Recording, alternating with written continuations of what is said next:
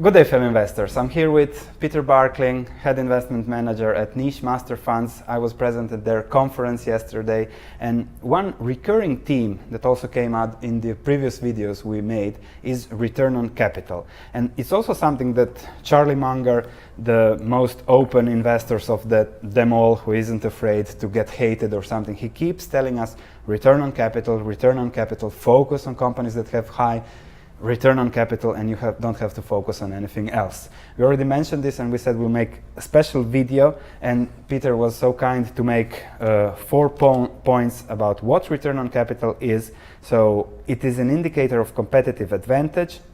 Capital net worth accumulates faster due to compound interest. It generates cash flows, so shareholder returns, and it offers a high price to book. So you reinvest at a good price to book value, which is not the case with companies that have low return on capital. So those are the 4 topics that Peter has agreed to go through. So let's start by going through those 4 topics. I'll leave the word to you, it's easier. Okay, so the first one is really as an indicator of competitive advantage, meaning that it's very easy for a company to say that we have a great competitive advantage, but we don't make any money. And then, of course, there's no logic. So if a company's competitive advantage is more than just wishy-washy talk, then it must lead to higher return on capital. That means also that if we find a company that has a high return on capital, and it has so consistently over the years, then it must indicate that there is a competitive advantage, because if not, either the theory wouldn't work or there wouldn't be any barriers to entry. Competitors would have taken it away. So that's the first thing. High returns on capital indicates in itself is a measure of quality. That's the first one. That's easy. Now the second one is actually the most powerful concept in investing, which is compound interest. So if you buy anything and it compounds, meaning it gives you a return of say 10%, then you pay 100, then you get 110, then it's 121, and then it moves on like that. It's not 120 in the third year, it's 121, because the 10% of the 10%, the compounding. Now if you buy a 30% return on capital company, it compounds much faster. And if at 40 and 50% you are talking, much faster rates of compounding. Those companies are more expensive, of course, unless nobody have found out, but they usually have. But the value this leads to is I hesitate to say exponential, but it is exponentially higher than just the fact that the return on capital, when that moves from 10% to 20%, the company's value more than doubles, okay, because of the compounding effect. When it moves to 4%, it gets, again, many times bigger. So that's the second point. Capital or net worth accumulates faster. And how can we, so even if we invest, so the price is usually higher of those companies, and so we invest in that capital, but the underlying capital will actually compound, which means that also the price of the stock will compound at the same rate, or it's not linear? That depends on the market. When the market sees that, this company's profits are growing much faster, then the market tends to reward that. Not always on a one-on-one basis, and sometimes we have to wait for it. Until the value gets unlocked. Yes, exactly. Okay. But the market tends to always find out that, this company's dividends are growing and growing and growing, and so we better, more people get interested in the company, they buy it, and that drives the price up. So that's the big difference here, I think you showed the chart yesterday of the compounding and differences of 10%, 20% and 30%. Yes. The key is here to just buy such a company and be patient and let it compound, let it do it. Yes, exactly. Yeah. That, of course, there's a limit to how much you should pay for it, but certainly a company that has a 30% return on capital versus one or is more than 3 times more valuable than one that only has 10%. What would be that limit? How much you should pay? That's where it gets... That's what everybody wants to know. Yeah, but that's okay, that's fair. So that's why you need to go back and say, okay, so you have something that is compounding at 40% a year. Now that will be pretty hard to sustain for a very long time. So you have to go back and ask, what is it in the business of this company that allows it to compound for 40% a year? Does the market really continue to grow? And because it will require a bigger and bigger market.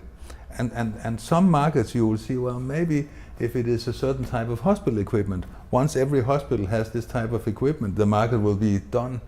And so you need to understand that. And so that's the only way you can really say how much can we pay for it. Because if something compounds at 40% per year forever, then it doesn't matter what you pay for it.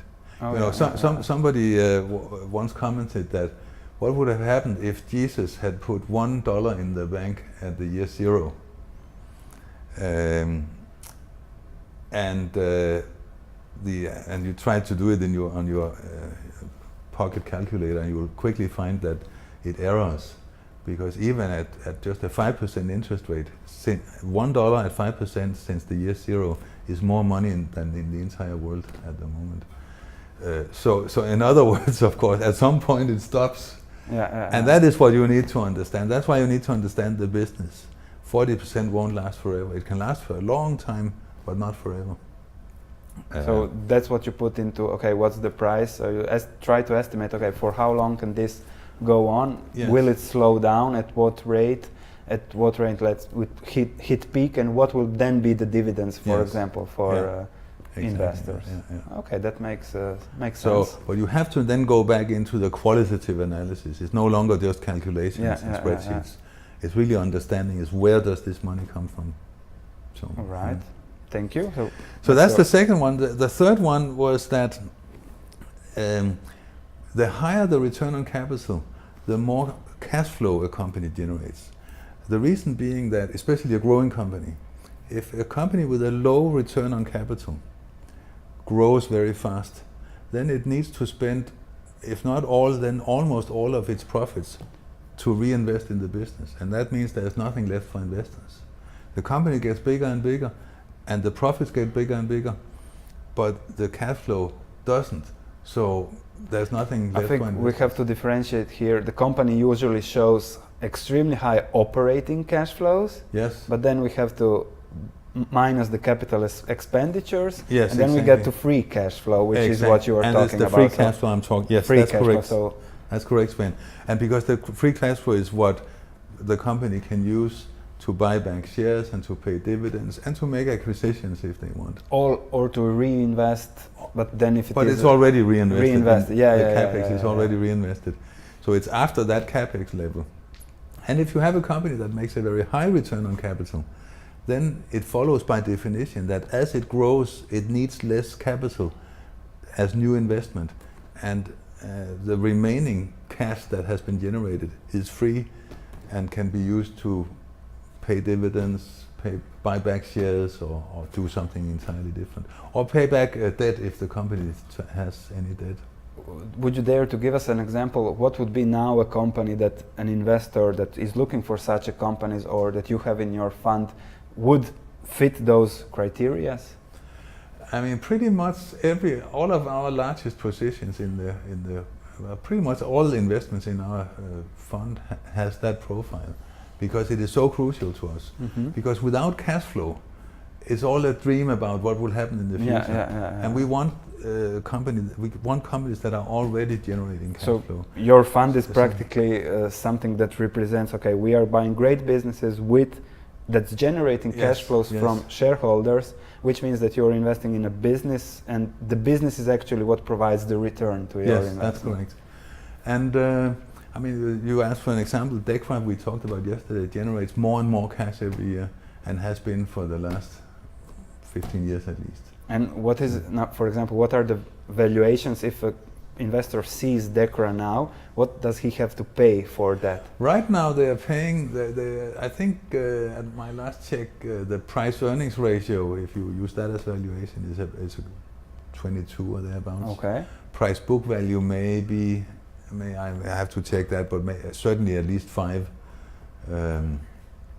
But here comes and then I can take that and lead that to the fourth point, which is the great thing about when you have a company with a high return on capital, it tends also, when investors find out, to get a high book value, However, if the book value is price to book value is 5 times, that means that you pay more than 5 times the capital that is in the company. Let's say a value investor, like the basic Graham value investors, would not do, because that's not a value. That would not be a value from a book perspective. But that's because in Graham's time, valuations were much lower. And we have seen later Buffett and Munger completely change their strategy from Graham and cigar butts to what we are talking here. Yes.